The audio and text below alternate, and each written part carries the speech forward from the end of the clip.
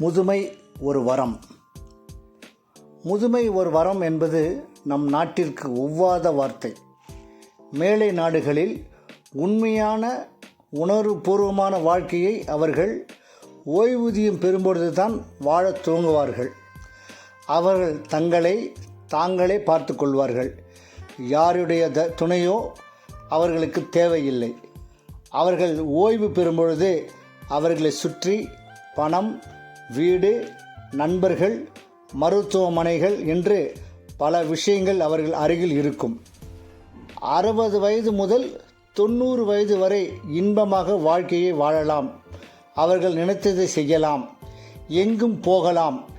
எவருடைய தயவும் கேள்வியும் இன்றி யாருடைய அனுமதியும் தேவையில்லை. ஆனால் இதற்கெல்லாம் நம் நாட்டில் சாத்தியமுண்டோ? இல்லவே இல்லை. இந்தியாவில் முதுமை மிகவும் கொடியது. எத்தனை பிள்ளைகள் பெற்றாலும் அவர்கள் இறுதி வரை மகிழ்ச்சியாக யாரும் பார்த்து கொள்வதில்லை. ஒவ்வொரு விஷயத்தையும் பார்த்து செய்த பெற்றோரை மரியாதை இல்லாமல் அவமதிக்கும் சமுதாயமாக இன்றைய நிலைமை மாறியுள்ளது.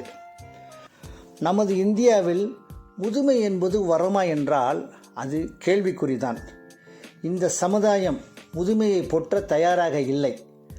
60 வயதை கடந்து விட்டால் ஏதோ வேற்று கிரக மனிதனைப் போல் பார்க்க துவங்கி விடுவார்கள்.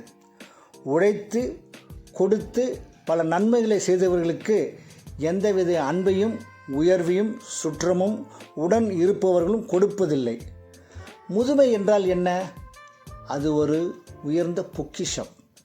அனுபவம், ஆஸ்தி, அழகு இதையெல்லாம் யார் ஏற்றுக்கொள்கிறார்களோ அவர்கள் வாழ்க்கையில் உயர்ந்த நிலையை அடைவார்கள்.